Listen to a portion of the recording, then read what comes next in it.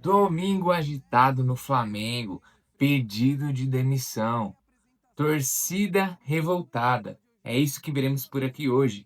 Mas antes de mais nada, se você é flamenguista de coração, se inscreve no canal, deixa seu gostei aí, comenta de que cidade você está falando e bora pro vídeo. Saudações rubro-negras.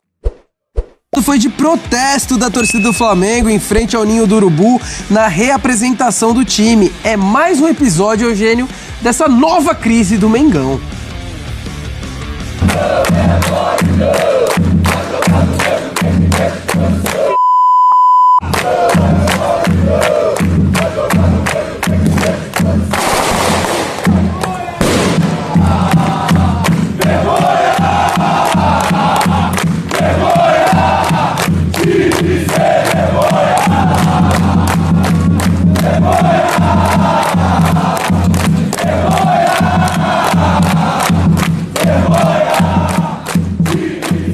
Eugênio Leal, 11 e 17, ainda estamos em fevereiro, 28 de fevereiro, e o campeão de tudo com protestos em frente ao CT. Esse, entre aspas, time sem vergonha é campeão brasileiro e da Libertadores.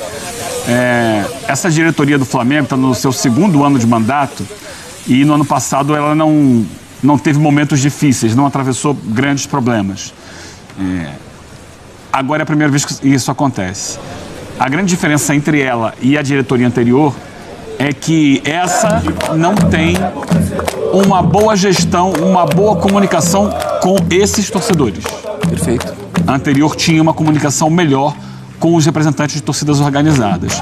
Então, na primeira vacilada do time, acontece esse tipo de protesto, que eu acho fora do tom e exagerado. A questão, pra mim, que fica, Eugênio, é que realmente o Flamengo decepciona em 2026. Não é mesmo? No comparativo, obviamente, com o ano histórico de 2025, decepciona. Mas também, calma lá, né, meu amigo? Nós estamos terminando fevereiro, o time titular do Flamengo começou a jogar já na parte final do mês de janeiro, tendo interrompido todo o seu planejamento, tendo adiantado o seu planejamento, porque o time sub-20 começou mal o campeonato estadual. Tudo é uma consequência, é bola de neve. As coisas começam mal, vão piorando. Só que o Flamengo ainda tem um ano inteiro pela frente para mostrar a potência que continua sendo. O Manchester City passou por isso. O Guardiola, depois que ele ganhou a tríplice coroa, ele chegou numa coletiva e falou: estou preocupado com a temporada seguinte, que tem que mobilizar os caras para ganhar tudo de novo, porque é uma condição humana, natural, não vai ser na base da porrada que você vai mudar isso. Agora, eu sou a favor da cobrança. Eu sou a favor. O desempenho do Flamengo está abaixo. O time principal ter jogado 11 partidas no ano e ter perdido 5 é um negócio surreal. No geral, somando também os 3 primeiros jogos com a molecada, de 14 jogos, o Flamengo perdeu 7. O Flamengo perdeu 50% dos jogos no ano. Para o clube que tem a maior receita do Brasil, o melhor elenco do futebol brasileiro, o maior investimento do futebol brasileiro, é claro que tem que ter cobrança, gente. É óbvio. As vaias quinta-feira, as reclamações, a galera na rede social detonando, tá tudo certo. Só não gosto desse papo de ir pra porta de CT e ameaçar dar porrada em jogador, porque isso não resolve, galera. Pelo contrário, tá? Isso piora, isso cria um ambiente de intimidação, isso faz muito jogador até repensar a continuidade em clube e ir embora. Eu sou contra total. Tem jogador aí que hoje não tem condição de ser titular, não tem condição de pisar no campo e continua pisando. E aí o treinador precisa ter a coragem pra barrar, pra tomar decisões difíceis que vão gerar consequências dentro do grupo, mas o comando é dele. Então acho que o Felipe Luiz, nesse momento, é um dos grandes responsáveis pelo que está acontecendo e tem que ser cobrado, sem dúvida. E outra, quando ele renova o salário e chega ao patamar, renova o contrato e chega a um patamar salarial de alto nível, a cobrança também vai ser no alto nível, né? Vai ser de alta intensidade, de elevado tamanho. Então, torcedor do Flamengo, nesse momento, ele tem todo o direito de cobrar. Eu só não gosto desse tom de porta de CT e de porrada. Isso eu não gosto. Isso é pra torcida do Flamengo, do Atlético, do Cruzeiro, do Internacional, do Coritiba, pra qualquer uma. Agora, a reclamação, ela é justa, ela é correta. O que aconteceu com o Flamengo? Perdeu mais uma, agora a Recopa, pro Lanús, prorrogação, até fez o resultado que era necessário no tempo normal, 2-1, teve que buscar o resultado, porque uma falha bizonha do Ayrton Lucas com o Rossi fez com que o Lanús abrisse o marcador, buscou o resultado, só que na prorrogação toma o gol de empate, e aí na sequência vai pro tudo ou nada e toma também o gol da virada. Então com 2 derrotas, o Flamengo perde para o Lanús. Nós temos algumas sonoras aqui, enquanto a Monique Danello não chega. A Monique Danello ficou até muito tarde no Maracanã ontem, então ela vai chegar e vai se juntar à audiência. Mas a gente tem algumas palavrinhas que eu quero mostrar para vocês aqui. Primeiro do treinador, do treineiro. Porque o Felipe Luiz, eu acho tudo um pouco fora do tom, tá? A cobrança, eu acho um pouquinho fora do tom. Eu acho que tem que ter a cobrança, mas acho que ela é um pouquinho exagerada. Eu entendo que no Flamengo é assim. Eu recebo muita mensagem quando eu comento isso, quando eu trago a minha opinião, eu recebo muitas mensagens. Mas é que o Flamengo é assim. O Flamengo é 8 ou 80. Ganha uma, é rumo a Tóquio. E perde uma, é uma crise e tal. Então eu entendo que esse é o DNA, mas eu tento fazer uma análise um pouco mais comedida, né? Não de torcedor no calor da paixão. Então eu acho que é um pouquinho fora do tom. Eu acho que no final das contas, o Flamengo será lembrado na história, nesse momento, não como o Flamengo que perdeu a Supercopa pro Corinthians, não como o Flamengo que perdeu a Recopa pro Lanús. Ele vai ser lembrado pelo Flamengo que conquistou a Copa do Brasil, o Campeonato Brasileiro, e por isso pôde jogar a Supercopa, e o Flamengo que conquistou a Libertadores, e por isso pôde jogar a Recopa. Mas eu entendo, cara, porque assim, o desempenho é muito preocupante, muito preocupante. O desempenho é ruim. E aí vem o Felipe Luiz e me fala isso aqui, ó, depois do jogo. Solta aí pra gente ouvir o Felipe Luiz. Eu, sinceramente, acho que fizemos um grande jogo, na minha visão. Cometemos um erro que nos custou um gol, mas o time jogou o tempo todo dentro do campo do adversário, o adversário praticamente não passou o meio campo, e foi assim, com uma vitória até o último minuto, faltando 2 minutos para acabar a prorrogação. E aí eles fizeram um gol de escanteio, faltando 2 minutos para acabar, no 118, se eu não me engano, e fizeram o gol já quando o nosso time já estava todo exposto. Mas a minha avaliação do jogo em si, do que foi a bola rolando ali para até tomar o 2-2, que a gente foi muito superior, claro. Como não ganhamos, obviamente que essas palavras vão soar mal, mas é a sensação. Eu senti que os jogadores deram tudo que eles tinham dentro do campo, que eles correram, eles fizeram o máximo que eles podiam, e no futebol o resultado a gente não controla. Beleza, deram tudo dentro de campo e tal, isso é obrigação, né? Mas de uma maneira desorganizada e tal. O Flamengo jogou no campo do Lanús, realmente teve posse de bola e tal, mas chances mesmo foram poucas, cara. E era foram impossível poucas. o Flamengo não ser melhor que o Lanús em termos de posse de bola, criação, finalizações. Não tinha cenário que isso não acontecesse ontem. Né? Pois é, um time que tinha perdido já o jogo de ida, que joga em casa diante do seu torcedor. Já vou falar da torcida do Flamengo, porque eu acho assim, o torcedor ele tem todo o direito de cobrar, desde que seja numa maneira, né?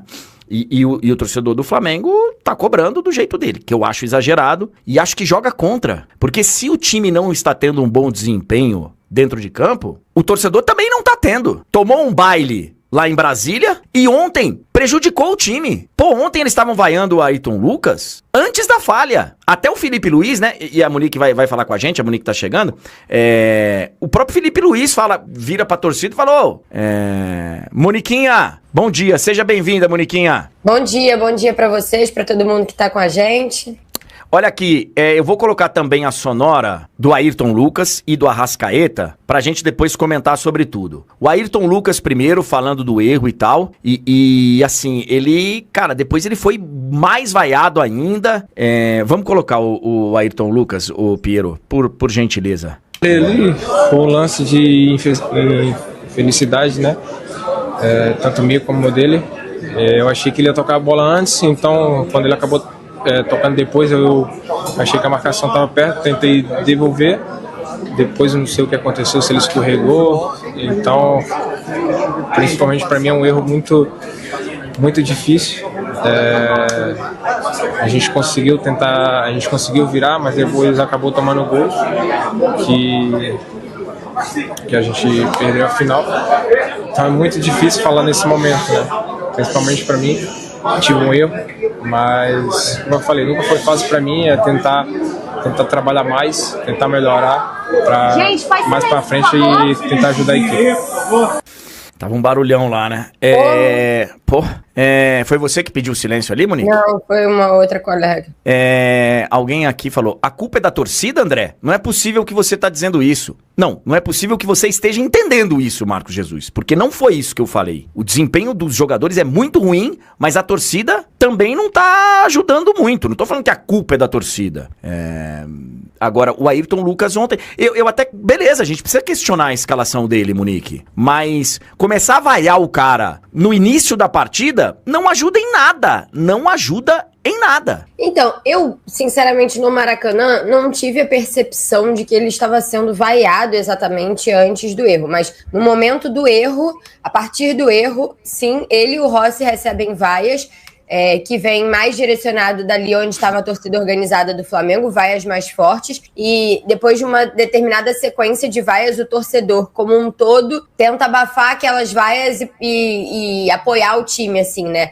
No geral, ontem foi menos pior do que na partida contra o Madureira, porque na partida contra o Madureira eles sobem para aquecer já com os gritos de time sem vergonha, e depois quando eles voltam com outros gritos de time sem vergonha. Ontem, a postura do Flamengo foi a seguinte, da torcida do Flamengo, né? Quando eles entraram em campo, a torcida primeiro cantou falando vamos virar, Mengo, e depois cantou o nome de um por um, né? Alguns com mais vontade, outros com menos, mas cantou o nome de um por um, até o do Felipe. E depois a única manifestação foi queremos raça, e aí emendou no hino do Flamengo e assim foi. Mas já existe uma relação de rusga da torcida do Flamengo com o Ayrton Lucas. Então, de partida, quando sai a escalação é muito questionada, tanto nos corredores do Maracanã, quando os torcedores tomam conhecimento da escalação, quanto nas redes sociais, enfim, muitos questionamentos pela escalação do Ayrton Lucas. E aí, quando ele comete o erro, as vaias começam. Eu acho que ele até conseguiu reverter isso dentro da partida ali, de alguma forma, e o torcedor... Existem as manifestações diferentes na arquibancada, né? As que vêm da torcida organizada e as que vêm do público em geral. E acho que o público em geral tentou dar uma abafada ali nas vaias para meio que tentar empurrar o time, dar uma incentivada. E aí, obviamente, depois, quando o Flamengo faz o primeiro gol, né? O gol de empate ali no pênalti, aí dá uma inflamada na torcida. Mas é um momento muito delicado, né, André? E aí passa muito rápido desse tom de vamos tentar apoiar para acabou a nossa paciência. Quando o Lanús faz o segundo gol, que é o gol de escanteio ali, que acaba que o jogador do Lanús sobe sozinho, ele nem sobe, na verdade, ele cabeceia sozinho no meio do Paquetá, Jorginho, se eu não me engano, e Léo Ortiz, imediatamente o torcedor levanta para ir embora. Eu sei porque eu também levantei, porque como eu vi, né, que estava terminando e eu preciso pegar lugar na zona mista e a gente sai pela mesma saída que a torcida, então fica congestionado. Eu levantei, já estava congestionado porque absolutamente todo mundo levantou para ir embora. E no apito final, eu acho que vem a manifestação da arquibancada, que para mim é a mais emblemática, que são os xingamentos ao Felipe Luiz. Isso é a primeira vez que acontece depois de 100 jogos. Ontem o Felipe completou 100 jogos, né, no comando do time profissional do Flamengo, e ao longo desses 514 dias à frente do time profissional do Flamengo, essa foi a primeira vez que o Felipe Luiz foi xingado, que a arquibancada direcionou xingamentos para o Felipe Luiz, que eu acho que é o ponto crucial que mostra, né, que a relação está desgastada nesse início de temporada, se desgastou muito rápido, porque o Flamengo terminou o ano ganhando tudo, fazendo até um bom Mundial, né, perdendo nos pênaltis para o Paris Saint-Germain. Aí vem toda aquela novela de renovação que desgastou um pouco a relação internamente também, e aí esses 2 primeiros meses do ano foram suficientes para desgastar a relação de fora para dentro, e ontem, pela primeira vez, a gente viu o Felipe Luiz sendo xingado no Maracanã. Eu coloquei aqui a frase do Felipe Luiz no final do jogo e a declaração, né, inteira, ele analisando que o Flamengo fez um grande jogo. E assim, com todo o respeito ao Felipe Luiz, eu torço muito pelo Felipe Luiz, acho que o Brasil precisa de novos treinadores e tal, e vejo nele um potencial fantástico. Ele tá começando a carreira, né? Mas eu vejo no Felipe Luiz sabe, uma possibilidade de se tornar um grande treinador. Acho que ele já é um bom treinador e claro, ele vai ganhar experiência, ele ainda precisa de rodagem, precisa passar por crises que ainda não tinha acontecido, ele... Essa é a primeira, né? Com o tempo ele vai... Né? Você já viveu crises como aquela com o Pedro e tudo Sim. mais, mas crise de desempenho, ele passou as crises de bastidores, né? Que foi o WhatsApp do Runco sobre o De La Cruz, o WhatsApp vazado do Pedro, depois o episódio do Pedro, dele ter que se expor e expor, né, o Pedro daquela maneira. Essas crises de bastidores, ele já foi colocado à prova ao longo de 2025 e mostrou que conseguiu contornar a ponto de fazer o time jogar e ser campeão brasileiro e da Libertadores. Mas é a primeira crise de desempenho, né? A gente vê que o Flamengo tem um elenco muito bom, mas não tem um time em 2026 e aí eu acho que isso acaba sendo pior de administrar, né? E assim, com essa declaração, ele me mostra, eu interpreto da seguinte forma, ele tá mal avaliando o momento, cara. Ele tá vivendo um momento ruim. A análise dele é equivocada. E o Flamengo não fez um grande jogo. E agora, essa pressão externa, você conhece o Flamengo melhor do que ninguém aqui, Monique. Essa pressão que começou externamente a ter um barulho maior e pela primeira vez foi explícita no estádio. Isso pode abalar e se transformar numa pressão interna também? O que diz o BAP a respeito do Felipe Luiz? A gente sabe que já foi uma negociação difícil, já foi uma renovação complicada, e o BAP quer ser o Real Madrid das Américas. Então, assim, em termos de título, no meu entendimento, na minha opinião, na história do Flamengo não vai fazer falta nenhuma. Uma Supercopa e uma Recopa. Não vai fazer falta. Só que, do jeito que foi, e perder é sempre pior do que ganhar, evidentemente, é ruim. Eu acho que pra história, não é que o Flamengo perdeu a Recopa. O Flamengo ganhou a Libertadores. Não é que o Flamengo perdeu a Supercopa. O Flamengo conquistou o Campeonato Brasileiro. Então, assim, só que a cobrança é muito grande, a expectativa é grande, a cobrança é grande. Como é que tá o BAP nessa história aí com o Felipe Luiz? E assim, correr risco não, né, Monique? Hoje não. O Felipe, ele tem o respaldo da diretoria, que acredita, né, na continuidade desse trabalho, que acredita que as coisas vão melhorar, mas você sabe que o Flamengo é um clube em que o presidente sofre muita pressão interna também, né, de várias correntes dentro do clube. Então, assim, o cenário é um pouco daquilo que eu estava desenhando aqui antes, né? Há um desgaste interno, sim, no sentido de que a renovação, ela gerou um desgaste. A gente viu a entrevista que o BAP deu ao AS da Espanha, o tom que ele fala sobre essa situação, que ele fala que poderia contratar o Klopp e etc e tal, ficou um desgaste ali, pela forma como tudo aconteceu, né? E é óbvio, evidente, porque se fosse simples, teria renovado de cara, e não renovou de cara, foi uma novela, então ficou um desgaste. Mas é uma outra situação, porque há o respaldo da diretoria para o trabalho do Felipe. Mas há um desgaste externo agora já também, com o torcedor começando a cobrar, e há um outro desgaste interno, que é um pouco um desgaste com o elenco, né? Algumas peças insatisfeitas com algumas decisões do Felipe. Ontem, por exemplo, a gente viu na Zona Mista o Everton Cebolinha falando que essa definitivamente para ele, essa é a última temporada dele no Flamengo, num momento em que se falava de uma possível renovação de contrato. E aí, é claro, né, André, isso é um fator que terá que ser administrado em qualquer elenco extremamente talentoso, e que vai ter gente que vai jogar e vai ter gente que não vai jogar. Ontem eu até estava reparando, né, porque ontem o Felipe tinha o elenco praticamente todo à disposição. O banco do Flamengo, só para você ter uma ideia, ontem era André, Emerson Royal, Léo Ortiz, Vitão, Alexandro, Jorginho, De La Cruz, Paquetá, Cebolinha, Luiz Araújo, Bruno Henrique e Pedro. Isso é um time, né, que poderia ser um time titular, né, tem até mais de 11 aqui, eu acho. Esse time aí, ó, com uma peça... titular ontem.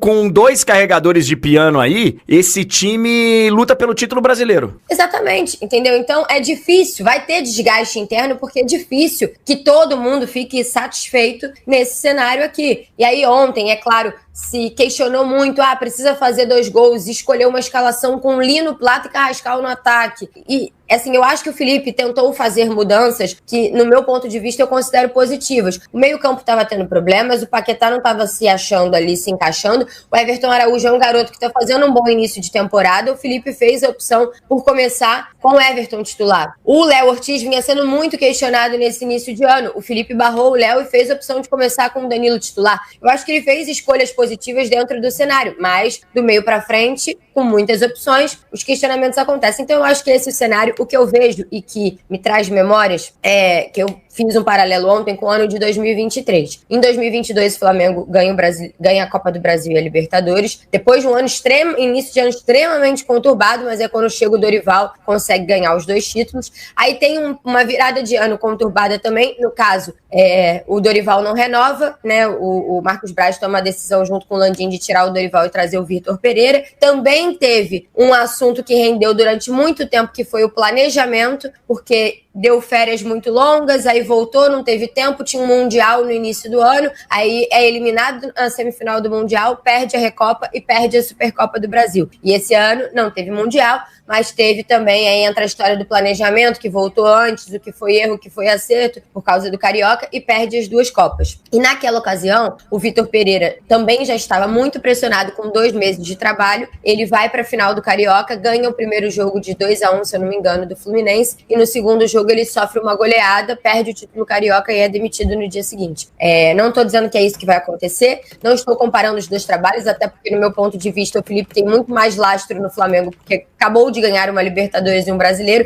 Mas, André, o Carioca agora passa a ser decisivo para o Flamengo, porque o Flamengo, o cenário muda muito rápido. Então, hoje há um princípio de crise, há uma pressão interna e externa. Segunda, tem um jogo com o Madureira, que dificilmente vai acontecer uma tragédia, porque já abriu 2 gols de diferença, enfim. E aí vai passar o resto da semana ali sem jogos, até vir a final do Carioca no domingo contra Vasco ou Fluminense. E aí, dependendo do que acontecer nessa decisão, o quanto a pressão aumentar, porque vai aumentar assim, dependendo do que acontecer, aí eu não sei o que será da semana seguinte. Até porque a semana seguinte vai ter Flamengo e Cruzeiro na quarta-feira no Maracanã e Botafogo e Flamengo no sábado no Newton Santos, os 2 jogos pelo Campeonato Brasileiro. Então, eu acho que assim, tudo que eu fale aqui agora, daqui a alguns dias, pode já não estar mais valendo, porque esse é um cenário que é o Flamengo. O Flamengo é isso. Então, é um cenário, assim, delicado. É o momento mais delicado desse trabalho aí que está completando 515 dias e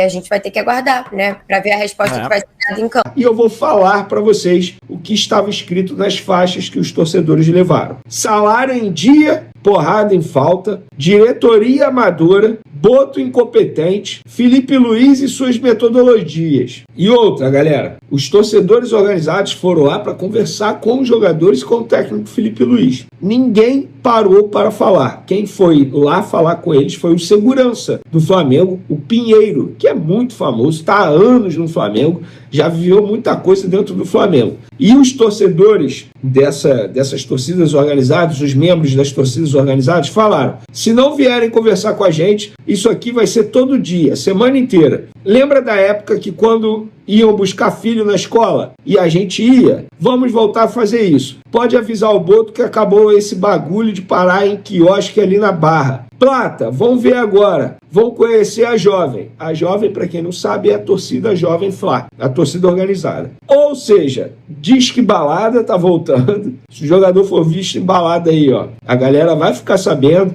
Diz que restaurante, a galera vai ficar sabendo. Diz que praia, porque mandaram um recado pro José Boto aí. Pelo visto, galera, acabou a paz para os jogadores e também para o membro do departamento de futebol, José Boto. Inclusive, segundo o paparazzo rubro-negro, torcedores do Flamengo afirmam que nenhum jogador parou para falar com a torcida no protesto na porta do CT Ninho do Urubu. Carrascal e Arrascaeta seguiram direto, enquanto alguns atletas entraram por outro acesso para evitar contato. Felipe Luiz, Plata, Ayrton Lucas e Emerson Royal foram os mais pressionados. Paquetá também foi cobrado, mas de uma forma moderada. Óbvio, acabou de chegar, é natural que ele seja o menos cobrado. Porém, ele vai ser cobrado porque é um jogador que custou nada mais, nada menos que 42 milhões de euros. Gente, é o seguinte, é óbvio que o momento é tenso para os jogadores, para o técnico Felipe Luiz, ele está sendo muito cobrado. O Flamengo perdeu 2 títulos nesse início de temporada, mas talvez o grande problema não é perder os títulos. O grande problema é a forma como vem perdendo os títulos. Por exemplo, o jogo de ida contra o Lanús lá em Buenos Aires foi horror, gente. Foi patético, foi ridículo. O Flamengo deu um chute a gol.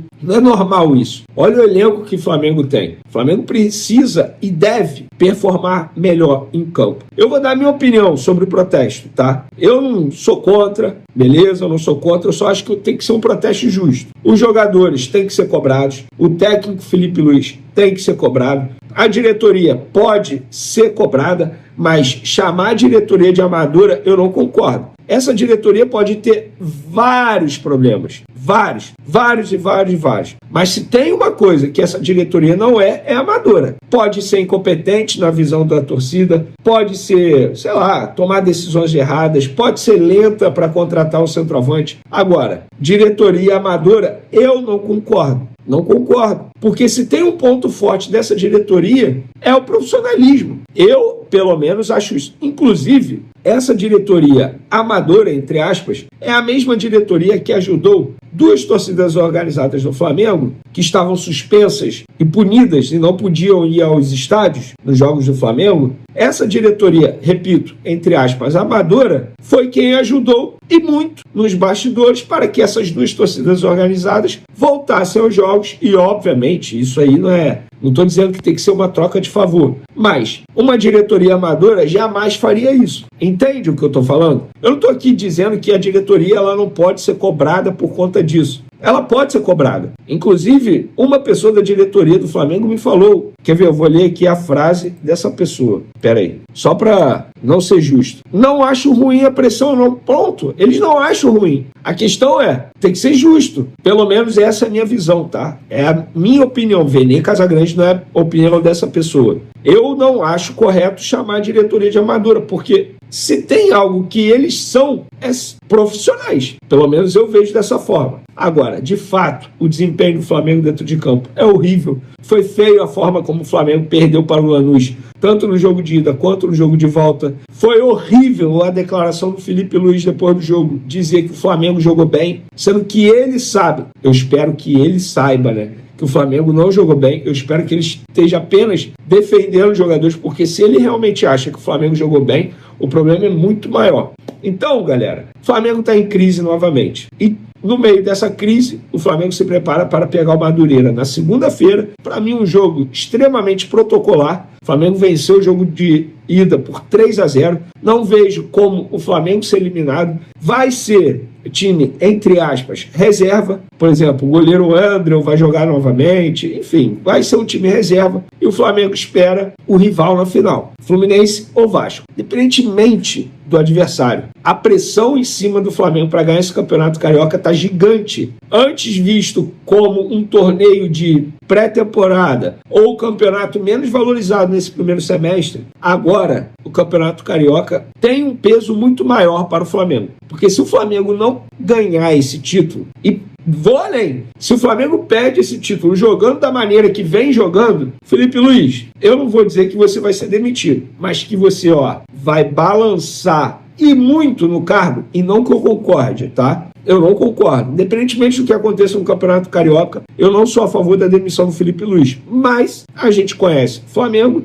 a gente conhece futebol brasileiro. É impossível o Felipe Luiz não balançar se o Flamengo perde o título no Campeonato Carioca, independentemente de como, sabe? Se perder, ele já vai balançar. Agora, se perde jogando muito mal, aí, amigo, ele vai ficar quase caindo. Não sei se vai cair. Por quê? Porque essa diretoria é muito mais profissional. Muito mais profissional. Mas, enfim, é complicado dizer se vai ficar, se vai ser demitido, se perder o Campeonato Carioca. Eu espero que não perca, obviamente. Espero que ganhe para a paz voltar a reinar no ninho do urubu. Porque hoje a crise está lá no ninho, galera.